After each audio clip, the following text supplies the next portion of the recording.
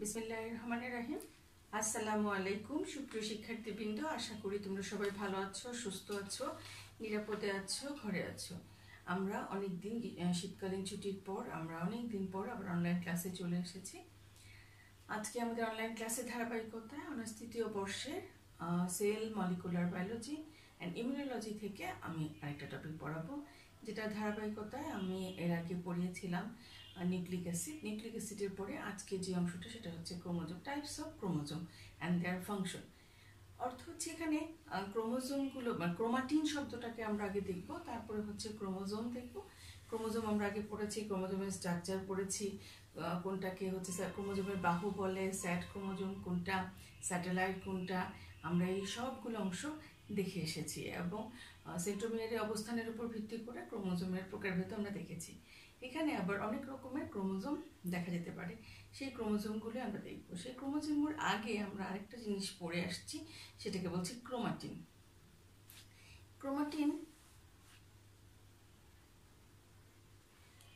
ক্রোমোজোমের একটি প্রধান উপাদান আমরা কি বলেছি, নিউক্লিক অ্যাসিড। সেই নিউক্লিক অ্যাসিড ক্রোমোজোমকে রং নিতে সাহায্য করে।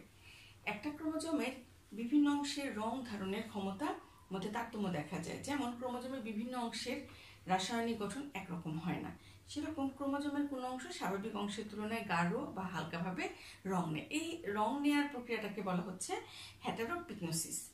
সেই হেটারোপিগনোসিস থেকেই যে আমরা এখানে লিখেছি যে ক্রোমাটিন বা হেটারোক্রোমাটিন, সেইটা এসছে যে কে রং বেশি ধারণ করে এবং কে রং ধারণ করে না। ক্রোমোজোমের ক্রোমাটিন পদার্থ, যেটা আমরা বলছি ডিএনএ এবং নিউক্লিয় প্রোটিন, যা নানান পদার্থ দিয়ে গঠিত। সেই ক্রোমাটিন সাধারণত দুই প্রকার, যেটাকে আমরা বলছি হেটারোক্রোমাটিন আর হচ্ছে ইউক্রোমাটিন। হেটারোক্রোমাটিন কোনটাকে বলছি, যেটা আমরা বললাম যে ক্রোমোজোমের যে অংশে কোনো অবস্থাতেই হেটারোপিগনোসিস দেখা যায় সেই অঞ্চলকেই বলা হচ্ছে হেটারোক্রোমাটিন। তার মানে হচ্ছে রং ধারণ করে যে অংশটা, সেই অংশটাকে বলা হচ্ছে কি হেটারোক্রোমাটিন। ক্রোমোজোমের যে অংশ কোষ বিভাজনের সব অবস্থাতে গাঢ় রং নেয় ও ঘনীভূত অবস্থায় থাকে, এবং ক্রোমোজোমের এই অংশ টেলোফেজ দশায় কোনো প্যাচ খুলে যায় না। হেটারোক্রোমোজোম বা সেক্স ক্রোমোজোম থেকে হেটারোক্রোমাটিন শব্দটা এসেছে, যেটা আমরা একটু আগে বললাম। হেটারোক্রোমোজোম, হেটারো শব্দটাই হচ্ছে দুটো, আর সেক্স ক্রোমোজোম আমরা জানি যে মেল এবং ফিমেল। তো সেই শব্দটি থেকে সেক্স ক্রোমোজোম, যেটা সেই সেক্স ক্রোমোজোম সাধারণত রং বেশি নেয়। সেন্ট্রোমিয়ারের কাছের জায়গায় হেটারোক্রোমাটিন থাকে, তাহলে হেটারোক্রোমাটিনটা সাধারণত সেন্ট্রোমিয়ারের কাছে জায়গায়। আমরা যদি আমরা ছবিতে দেখি, এখানে আমরা একটা ছবি এঁকেছি, এখানে ইউক্রোমাটিন এবং হেটারোক্রোমাটিন। হেটারোক্রোমাটিন কোনটাকে, এটা যদি আমরা সেন্ট্রোমিয়ার বলি, আর এই যে রং ধারণ করেছে যে অংশগুলো, সেগুলোকে বলছি আমরা হেটারোক্রোমাটিন। কোনো কোনো ক্রোমোজোমে গোলাকার নব দেখা যায়, সেখানে কি হেটারোক্রোমাটিন থাকে। উদ্ভিদের এক্সেসরি ক্রোমোজোমে হেটারোক্রোমাটিন থাকে। গঠনগত হেটারোক্রোমাটিন কখনোই জেনেটিকভাবে পরিবর্তিত হয়ে ইউক্রোমাটিন গঠিত হয় না, অথবা ইউক্রোমাটিন কখনো গঠনগতভাবে বা জেনেটিকভাবে হেটারোক্রোমাটিন গঠিত হয় না। বংশগতির দিক থেকে এই অংশ নিষ্ক্রিয় এবং এই অংশের ডিএনএ অপেক্ষা আরএনএ অনেক বেশি থাকে, তার মানে ডিএনএর চেয়ে আরএনএতে বেশি থাকে। বংশগতির দিক দিয়ে এটা নিষ্ক্রিয় হলেও নিউক্লিক অ্যাসিড সংশ্লেষণে এবং ক্রোমোজোমের নিজস্ব বিপাক প্রক্রিয়া হেটারোক্রোমাটিন অত্যন্ত সক্রিয়। তার মানে হচ্ছে ক্রোমোজোমে যখন কি হয়, বিপাক সম্পন্ন হয়, তখন এই হেটারোক্রোমাটিনটা কাজ করে। ব্রাউনি 1966 হেটারোক্রোমাটিন অঞ্চলকে দুটি শ্রেণীতে ভাগ করেছে। আমরা যদি দেখি, এখানে কনস্টিটিউটিভ হেটারোক্রোমাটিন এবং ফ্যাকাল্টেটিভ হেটারোক্রোমাটিন। কনস্টিটিউটিভ যেটা, সেটাকে আমরা বলতে পারি গঠনগত বা অপরিহার্য হেটারোক্রোমাটিন। জীবের সকল কোষে এ ধরনের হেটারোক্রোমাটিন সবসময় উপস্থিত থাকে। দুটি হোমোলোগাস ক্রোমোজোমে একই জায়গায় গঠনগত হেটারোক্রোমাটিন উপস্থিত থাকে। তার মানে হোমোলোগাস ক্রোমোজোম কোনটাকে আমরা বলছি, যাদের কেন্দ্র এবং জিন একই রকম, হোমোলোগাস, একই জায়গায় গঠনগত হেটারোক্রোমাটিন উপস্থিত থাকে। এবং হেটারোক্রোমাটিন উত্তরাধিকার সূত্রে এই এক বংশ থেকে অন্য বংশে পরের বংশে চলে যায়। গঠনগত হেটারোক্রোমাটিন নির্দিষ্ট জায়গায় থাকে, তার মানে আমরা একটু আগে বলেছিলাম কি সেন্ট্রোমিয়ারের কাছাকাছি থাকতে পারে। সেরকম কোথায় সেন্ট্রোমিয়ার অঞ্চল, নিউক্লিয়াস গঠনকারী অঞ্চল, সেন্ট্রোমিয়ারের দুই পাশে এই হেটারোক্রোমাটিন থাকে। এই অঞ্চলে মেটাফেজ রং নেয় না, কিন্তু টেলোফেজের পর থেকে এই অঞ্চল রং নেয়। তার মানে মেটাফেজ দশায় এরা রং নেয় না, টেলোফেজের পর থেকে এরা রং নেয়। এবং ইন্টারফেজ দশায় এবং গাঢ় রং, যেটা আমরা ক্রোমোজোমের হিসেবে দেখতে পাই। এবার যদি আমরা ফ্যাকাল্টেটিভ হেটারো ক্রোমোজোমের কথা দেখি, ক্রোমাটিন বস্তু, যেটাকে আমরা আনুষঙ্গিক ক্রোমোজোম বলছি।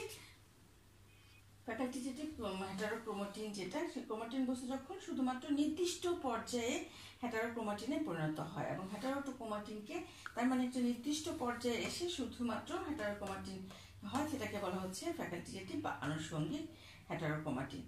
যেমন এখানে আমরা সেক্স ক্রোমোজোমের ক্ষেত্রে বলে থাকি যে বার বডি কোনটাকে বলছে, একটা ক্রোমোজোমের এক্স অংশ সক্রিয় থাকে আর বাকি যে অংশটা নিষ্ক্রিয় থাকে সেই অংশটাকে বলা হচ্ছে বার বডি। তার অর্থ হচ্ছে ফ্যাকাল্টেটিভ হেটারোক্রোমোজোম দুটি হোমোলোগাস ক্রোমোজোমের মাত্র একটিতে দেখা যায়। যেমন আমরা দেখলাম একটি সেক্স ক্রোমোজোম যেটা এক্স ক্রোমোজোমের মধ্যে থাকে সক্রিয়, কিন্তু অন্যটিকে বলা হচ্ছে বার বডি, যেখানে কি আছে সেই হেটারোক্রোমাটিন। এ ধরনের হেটারোক্রোমাটিন জীবের বৃদ্ধির কোনো এক পর্যায়ে গঠিত হয় এবং স্বাভাবিক জিনের কাজকে কম বা বেশি সময়ের জন্য বন্ধ করে দেয়। সাধারণত ইন্টারফেজ দশায় এই হচ্ছে বার বডি গঠন করে এবং অন্য যে ক্রোমোজোমটা থাকে সেটা নিষ্ক্রিয় থাকে। এটা সেক্স ক্রোমোজোমের ক্ষেত্রে দেখা যায়। এবং ভ্রূণ বিকাশের 16 থেকে 18 দিনের পূর্বে এই ধরনের ফ্যাকাল্টেটিভ ক্রোমোজোম দেখা যায়। এবার আমরা চলে যাই হচ্ছে ইউক্রোমাটিন, যেটাকে আমরা বলছি ক্রোমোজোমের যে অংশ হেটারোপিগনোসিস দেখা যায় না। তার মানে হচ্ছে এই যে এখানে যে অংশটাকে কালার নেয়নি সেই অংশগুলোকে বলা হচ্ছে ইউক্রোমাটিন, মানে যেখানে হচ্ছে কি নেয়নি, রং নেয়নি বা হেটারোপিগনোসিস দেখা যায় না, তাকে বলা হচ্ছে ইউক্রোমাটিন। অন্যভাবে বলা যায় যে ক্রোমোজোমের প্রধান অংশ গঠনকারী বিস্তৃত ক্রোমাটিনকে ইউক্রোমাটিন বলা হয়। মেটাফেজ দশায় বিশেষ রঞ্জক ব্যবহার করে ইউক্রোমাটিন অংশ হালকা রংময় এবং বংশগতির ব্যাপারে অতীতেরও সক্রিয়। এই অংশে অনেক বেশি পরিমাণে ডিএনএ থাকে। এই অংশটাকে স্যাটেলাইট বলছে, এটাও তাহলে ইউক্রোমাটিন অংশ।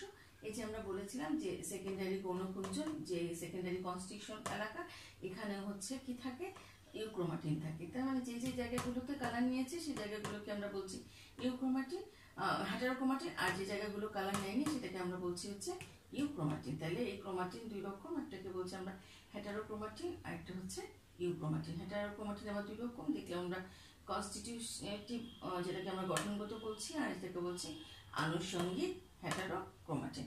এবার আমরা চলে যাই ক্রোমোজোমের প্রকারভেদে, বৈশিষ্ট্য লিখে নিলে ভালো।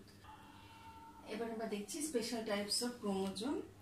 স্পেশাল টাইপস, যেখানে আমরা বিভিন্ন জীবে বিশেষ জাতীয় কিছু ক্রোমোজোম দৃষ্টিগোচর হয়, তাদেরকে আমরা কি বলছি, স্পেশাল টাইপ। কি বলছি, যেমন polytene chromosome, lampbrush chromosome, B type chromosome, synaptonemal chromosome, এরকম আরো অনেক রকমের ক্রোমোজোম দেখা যেতে পারে। আমরা এই চারটা সম্পর্কে আপাতত বলছি।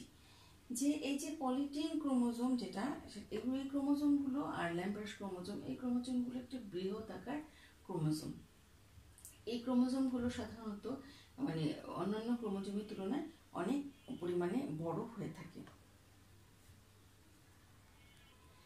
এবারে আমরা পলিটিন ক্রোমোজোম সম্পর্কে একটু জানি, দেখি। বালবিনি 1881 সালে দ্বিপক্ষযুক্ত এক ধরনের পতঙ্গে লালাগ্রন্থিতে সর্বপ্রথম পলিটিন ক্রোমোজোম নামক আবিষ্কার করে থাকেন। এই কারণে এটাকে অনেক নামে বলা যায়। পলিটিন ক্রোমোজোম ছাড়া লালাগ্রন্থীয় ক্রোমোজোম বলা হয়ে থাকে।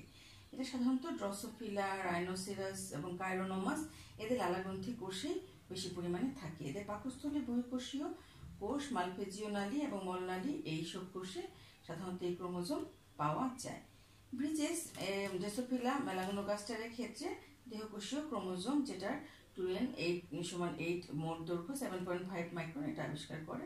সাধারণত অনুবীক্ষণ যন্ত্র ছাড়া খালি চোখে দেখা যায় না। কিন্তু কিছু কিছু যেগুলো একটু বড় সেগুলো পলিটিন ক্রোমোজোম একটু হলেও দেখা যায়। যেমন যে 3000 মাইক্রন, যেটাকে আমরা বলছি দৈর্ঘ্যে।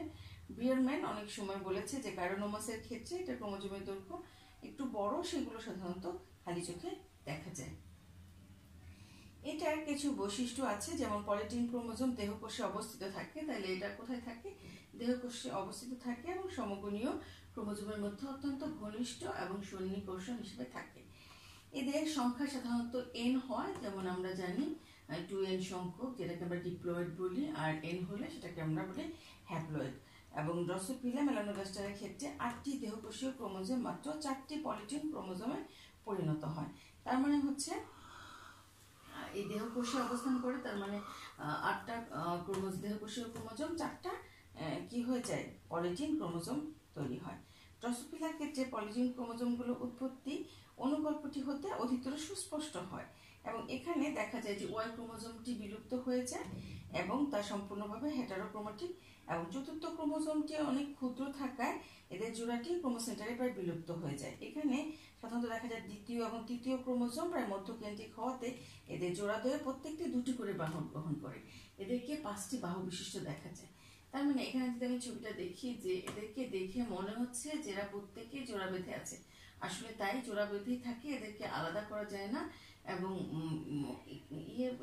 এমনিতে ক্রোমাটিডগুলো আসলে আলাদা থাকে কিন্তু জোড়া বেঁধা অবস্থায় থাকে। এই জন্য এদের মধ্যে দেখা যায় যে বহু ব্যান্ড এবং আন্তঃব্যান্ডও থাকে, এর মাধ্যমে এরা জোড়া বেঁধে থাকে এবং এদেরকে বহু জোড় সংখ্যক স্ট্যান্ডও থাকে।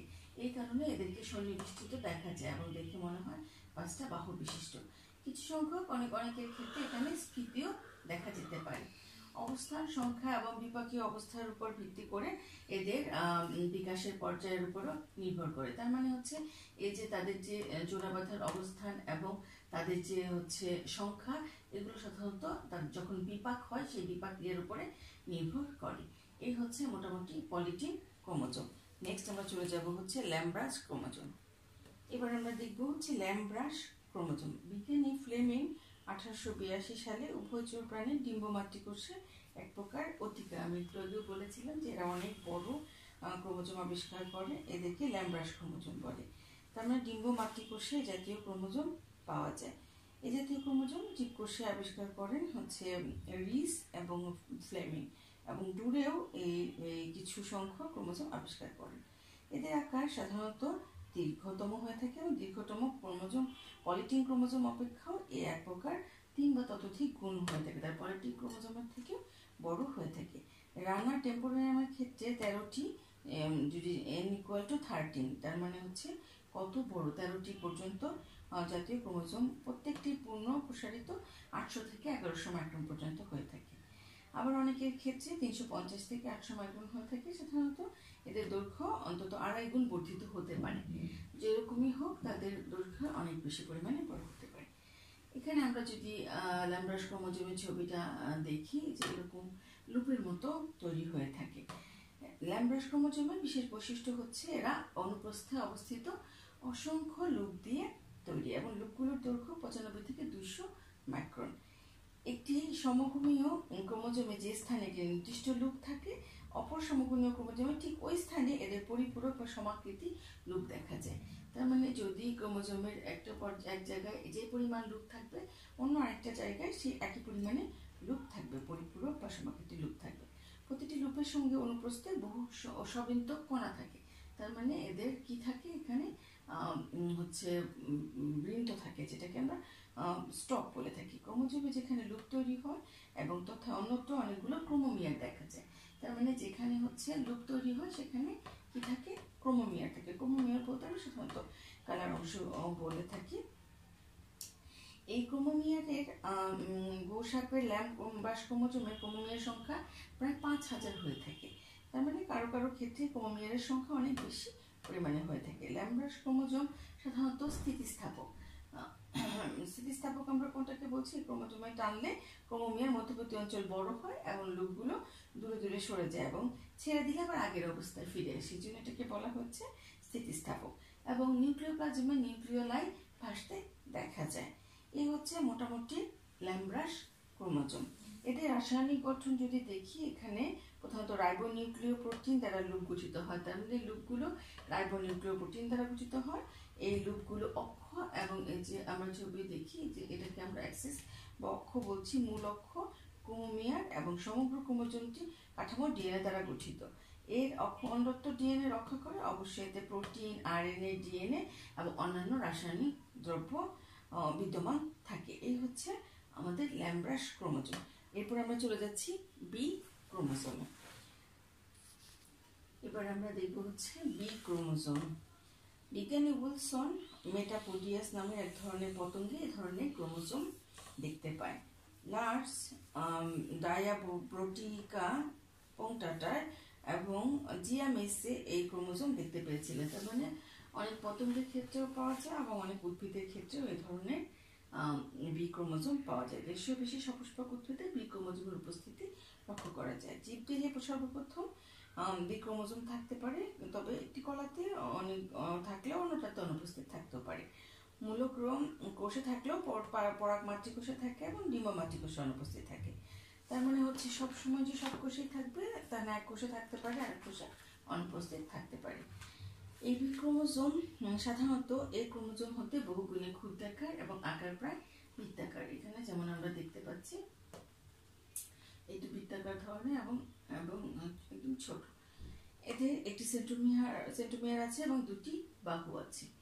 এটাকে আমরা অনেক সময় বি ক্রোমোজোম উপপ্রান্ত কেন্দ্রিক বলে থাকি। কিরকম উপপ্রান্ত কেন্দ্রিক? যেমন এলিয়াম সিপা, যেটি আমরা বলি এলিয়াম পালসেলাম, তাদের ক্ষেত্রে সাধারণত দেখা যায় হচ্ছে উপপ্রান্ত কেন্দ্রিক।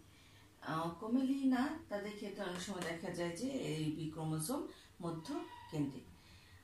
কতিপয় ক্ষেত্রে আবার দেখা যায় বি ক্রোমোজোম এই ক্রোমোজোমের প্রায় সমাকৃতি হতে পারে, অথবা গঠনশৈলী ভিন্ন হলেও বি ক্রোমোজোম অ্যালোপ্রিকাসের ক্ষেত্রে বি ক্রোমোজোম সাধারণত একটু ভিন্ন হয়ে থাকে। কোনো কোনো বি ক্রোমোজোমে স্ট্র্যান্ড বা গৌণকুঞ্চনী থাকে এবং অন্য কোনোটাতে গৌণকুঞ্চনী থাকে না।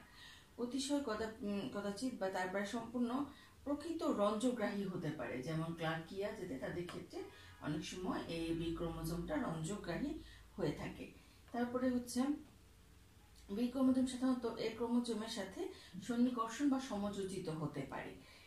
এখানে দেখা যায় যে নিজেদের মধ্যেও সমযোজিত হতে পারে। এরপরে হচ্ছে প্রজাতির বি ক্রোমোজোম কোষ বিভাজনের অসম সংখ্যার পক্ষপাতমূলক বিসংগন ঘটাতে পারে, যেটাকে আমরা কি বলি হচ্ছে দুটি মেরুর যে কোনো একটির দিকে অধিকাংশ এবং সব কয়টি বি ক্রোমোজোম বিসংগন ঘটাতে পারে। যেমন এখানে যদি আমরা বলি তীর চিহ্ন ছাড়া দুই দিকে কি দুই মেরুর দুই প্রান্তে টান হতে পারে, সেটাকে আমরা বিসংগন বলে থাকি। যে সকল ক্ষেত্রে একই পরাগরেণু একটি পুং নিউক্লিয়াসে বি ক্রোমোজোম বিদ্যমান থাকে, অনেকের ক্ষেত্রে আবার অপর পুং নিউক্লিয়াসে হচ্ছে থাকে না। ফ্রস্টের মতে বি ক্রোমোজোম সাধারণত আন্তঃমাইটোসিস হয়ে থাকে। তার মানে যেসব ক্ষেত্রে পরাগ মাতৃকোষে হতে উৎপন্ন হয় এবং সে সকল কোষেই সাধারণত বি ক্রোমোজোম হয়ে থাকে। কারণ পরাগ মাতৃকোষ থেকে যেগুলো হয় সেখানে সাধারণত বি ক্রোমোজোম হয়ে থাকে। ডার্লিংটন এবং টমাস সাধারণত সরগামের বিভিন্ন রঞ্জকবাহী, আমি যে বলেছি যেটা সাধারণত প্রকৃত রঞ্জকবাহী হয়ে থাকে, একমাত্র পরাগধানী ডিম্বাশয়ে পরিবর্তিত সংখ্যায় বিদ্যমান থাকে এবং নির্দিষ্টভাবে বি ক্রোমোজোমে বহু মাইটোসিস এবং পরিবর্তিত মাইটোসিসে হয়ে থাকে, যে আমরা এখানে যেটুকু দেখলাম।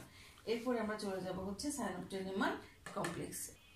এবারে আমরা দেখছি হচ্ছে সাইনোপটেনিমাল কমপ্লেক্স।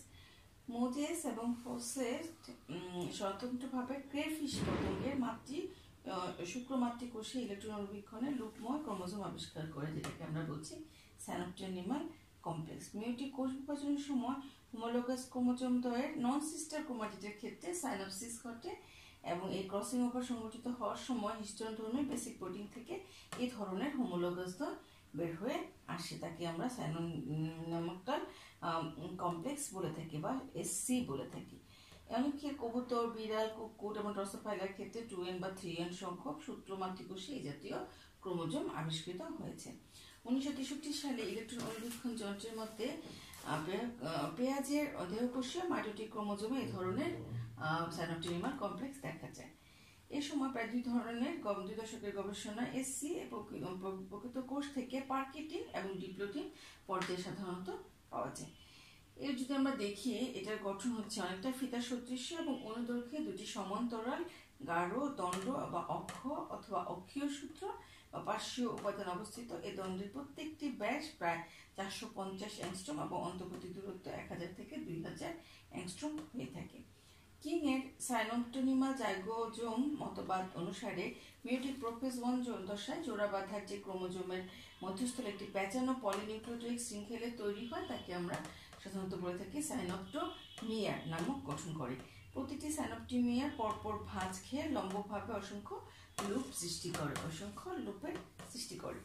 এই প্রতিটি সাইনোপটেমিয়ার পরপর ভাঁজ খেয়ে অসংখ্য লুপ তৈরি করে। এই লুপগুলো দ্বিতন্ত্রী হয়ে থাকে, সাধারণত এদের বিন্যাসযুক্ত ক্রোমোজোমের মতো, এবং দ্বিতন্ত্রী গঠন বিন্যাস যুক্ত একটি সাইনোপটেমিয়ার পাশাপাশি অবস্থান করে, এবং সাইনোপটেমিয়ারের সাথে এদের উভয় পাশে খণ্ডকের মধ্যে নির্দিষ্ট দূরত্বে এটা অবস্থানপূর্বক যুক্ত থাকে। এবং প্রতিটি সাইনোপটেমিয়ার বহু ভাঁজ খাওয়া অবস্থায় যে লুপগুলো গঠন করে সেই লুপগুলো খণ্ডকের মাধ্যমে পাশাপাশি অবস্থিত এবং দুইটি সাইনোপটেমিয়ার সূত্র জাইগোজোম দ্বারা যুক্ত থাকে। এটা অনেক সময় লিঙ্ক বা কাপলিং এর নামও ক্রোমোমিয়ারের রূপ দেখা যায়। এখানে যদি আমরা সবগুলো ছবি আঁকতাম তাহলে আমরা দেখতে পারতাম যে চার্জযুক্ত বা ভাঁজযুক্ত মস্তকময় কি থাকে, কেন্দ্রীয় এবং পার্শ্বীয় খণ্ড। তাইলে আমরা সাধারণত সাইনোপটেমিয়া জাইগোজোমটা সাধারণত ক্রোমোজোমের সমযোজনে এদের বিশেষ ভূমিকা থাকে। তার মানে ক্রোমোজোমের সমযোজনে এরা কাজ করে এবং সাইনোপটেমিয়ার কমপ্লেক্সকে বিশেষ ধরনের কমপ্লেক্সও বলে থাকে। অনেকে এটাকে আবার ক্রোমোজোম হিসাবেও বলে না, যুক্তিযুক্ত মনে করেন না, অনেকের অনেক মতামত থাকতে পারে, তবুও আমরা সাইনোপটেমিয়ার ক্রোমোজোম বা বর্ণিক হিসেবে দেখে থাকি। এবারে আমরা এতক্ষণ বিভিন্ন ধরনের ক্রোমোজোমগুলো পড়ছিলাম। পরীক্ষায় অনেক সময় এই ক্রোমোজোমগুলো পার্থক্য চলে আসে, যেমন ইউক্রোমাটিন এবং হেটারোক্রোমাটিনের মধ্যে পার্থক্য। আমরা এতক্ষণ যে ক্রোমাটিন পড়েছি, এখন পার্থক্য যদি আমরা লিখে পড়ি যে এটা রং ধারণ করে, এটা রং ধারণ করে না, এটা ইন্টারফেস দশায় হয়, এটা হয় না, এইভাবে অনলাইন ক্লাসে আমার কাছে মনে হয় যে পার্থক্য এইভাবে লিখে বলার কোনো প্রয়োজন নেই, এটা এমনিতেই তোমরা পড়তে পারবে, যেহেতু আমি পুরোটাই ব্যাখ্যা করে বলে দিয়েছি। তো এটা পরীক্ষায় অনেক সময় প্রশ্ন আসে এই ক্রোমাটিন এবং হেটারোক্রোমাটিনের মধ্যে পার্থক্য লিখো। এরপরে আসছে ল্যাম্বার্ট ক্রোমোজোম আর প্রকৃত ক্রোমোজোমের মধ্যে পার্থক্য কি। প্রকৃত ক্রোমোজোম বলতে কি বোঝায়, আমরা যেটাকে অরিজিনালি ক্রোমোজোমের স্ট্রাকচার, যে ক্রোমোজোমের যদি আমরা ছবি আঁকি, যে ক্রোমোজোমের এই অংশ এবং এটার দুইটা বাহু আছে, এটাকে আমরা প্রকৃত ক্রোমোজোম বলে থাকি। ল্যাম্বার্ট ক্রোমোজোমের আমরা ছবি এঁকেছি, তো সেই ক্রোমোজোমের ছবিটা আমরা দেখেছি যে ওটা কেমন ছিল, তাহলে এই দুটার মধ্যে কি ধরনের পার্থক্য হয়ে থাকে সেটা আমরা বলবো। এরপরে হচ্ছে বি ক্রোমোজোম এবং প্রকৃত ক্রোমোজোমের মধ্যে পার্থক্য। বি ক্রোমোজোম আমরা একটু আগে পড়ে আসলাম, তার সাথে প্রকৃত ক্রোমোজোমের কি পার্থক্য দেখা যায় সেটা আমরা বলবো। এরপরে আছে যে আমরা পলিটিন ক্রোমোজোম, বৃহদাকার ক্রোমোজোম পড়লাম, তার সাথে প্রকৃত ক্রোমোজোমের কি পার্থক্য থাকে। তো এইভাবে পরীক্ষায় প্রশ্ন আসে, অনেক সময় ছোট প্রশ্ন হিসেবে আসে ল্যাম্বার্ট ক্রোমোজোম কি, অথবা পলিটিন ক্রোমোজোম কি, অথবা এরকম আসে বি ক্রোমোজোম কোথায় থাকে এবং কোন দশায় হয়। এরকম ছোট ছোট প্রশ্নগুলো 1 নম্বরের প্রশ্ন হিসেবে পরীক্ষায় প্রশ্ন আসে। আর যদি এখন বড় প্রশ্ন হিসেবে প্রশ্ন করা হয় তাহলে টিকা হচ্ছে, শুধু টিকা বলা থাকলো যে সাইনোপটেমিয়াল কমপ্লেক্স সম্পর্কে লিখো, অথবা ল্যাম্বার্ট ক্রোমোজোম সম্পর্কে লিখো, অথবা প্রকৃত ক্রোমোজোমের প্রশ্ন তো অবশ্যই আসবে, পলিটিন ক্রোমোজোম সম্পর্কে লিখো, এরকম করে আসতে পারে। তাহলে এই ছিল আজকে আমাদের বিভিন্ন প্রকার ক্রোমোজোম এবং তার ফাংশনগুলো। আমরা ফাংশন আলাদা করে না বললেও কাজের মধ্যেই সাধারণত এবং গঠনের মধ্যেই ফাংশনগুলো বলেছি। আশা করি তোমরা আমাদের সাথে সবসময় ছিলে এবং তোমরা তোমাদের পরীক্ষা এখন চলছে, সামনে আরও পরীক্ষা তোমাদের আসবে, তখন তোমরা নিশ্চয়ই ভালো করে পরীক্ষা দিবে এবং পড়ালেখা করবে। তোমাদের অল্প কিছু সিলেবাস আছে, আমরা কন্টিনিউ করে যাব যতক্ষণ পর্যন্ত কলেজ না খুলে। তোমরা ভালো থেকো। আজকে আমি তোমাদের সাথে এখানে বিদায় নিচ্ছি। ধন্যবাদ সবাই।